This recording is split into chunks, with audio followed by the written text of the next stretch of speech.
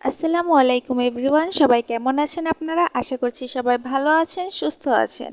আমি জান্নাত চলে এসেছি আজকে নতুন ভিডিও নিয়ে আমার চ্যানেল জান্নাতস ডেইলি লাইফ থেকে। আজকে আমরা চলে যাচ্ছি আমার নানু বাড়িতে আমার একজন আপাকে দেখতে, কারণ উনি খুবই অসুস্থ। এজন্য আমরা প্রথমেই রূপসাঘাটে চলে এসেছি, সেখান থেকে আমরা ট্রলারে উঠে পড়েছি। মেঘাচ্ছন্ন একটি দিন ছিল। জোয়ারের কারণে নদীতে দেখলাম অনেক পানি বেড়ে গিয়েছে এবং এত পানি বেড়ে গিয়েছিল যে রাস্তাঘাটেও পর্যন্ত পানি চলে এসেছে।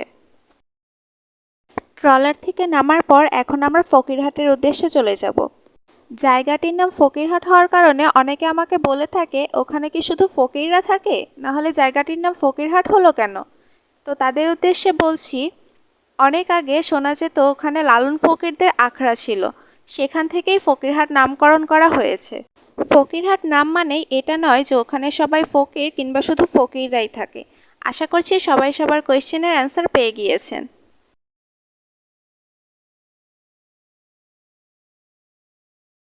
ফকিরহাটে নেমেই আমরা প্রথমে চলে গিয়েছিলাম আমার আপার বাসায়। যেহেতু উনি খুবই অসুস্থ, এজন্য আমি সেখানে যে কোনো ভিডিও করিনি, কারণ আমার কাছে মনে হয়েছে যে জিনিসটা খুবই দৃষ্টিকটু লাগে। আপার সাথে দেখা করার পর কিছু সময় ওনার সাথে কাটিয়ে সন্ধ্যার সময় আমরা আমার নানু বাড়ির মার্কেটে চলে আসি। এই যে আমাদের মার্কেট, তো এখানে আসার পরই আমরা প্রথমে একটা জুয়েলার্সের দোকানে ঢুকে পড়ি। আম্মু আমার জন্য একটি নাকফুল বানাতে দেবেন, এজন্যই মূলত এখানে আসা। এখানে কাজ শেষ করার পর আমি আমার মামার সাথে বাইরে গিয়েছিলাম। সেখানে যেয়ে আমরা ফুচকা, চটপটি, ঝালমুড়ি এগুলোও ট্রাই করি। প্রতিটা জিনিসই কিন্তু অনেক মজার ছিল। এগুলো খাওয়া শেষে মামা আমাদের জন্য আইসক্রিম নিয়ে আসেন। আইসক্রিম খাওয়ার পর আমরা খুলনার উদ্দেশ্যে রওনা দিয়ে দিই। দিনটা আমাদের সবারই অনেক বেশি ভালো কেটেছে।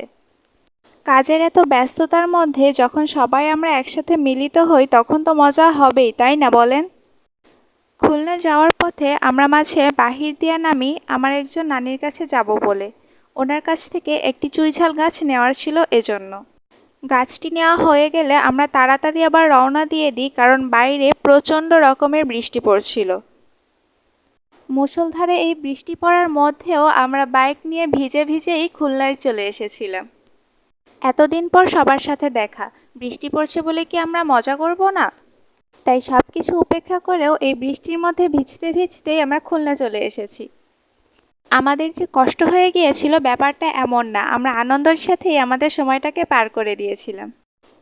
বাসায় এসে ব্যাগ খুলে দেখি মামা খালামণি আমার জন্য মিষ্টি, সন্দেশ এগুলো দিয়ে দিয়েছিল। তারপর দেখলাম আমার ছোট্ট ভাইটা আমার জন্য চিপস দিয়েছিল। আমার নানি আমাদের জন্য তালের গোটা দিয়েছিল। নানির হাতের এই তালের গোটাটা খেতে যে কী মজা লাগে বলে বোঝানো যাবে না। একজন আপু আমার জন্য কিছু লাভ ক্যান্ডি দিয়েছিলেন।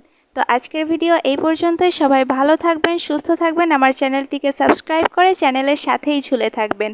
আল্লাহ হাফেজ।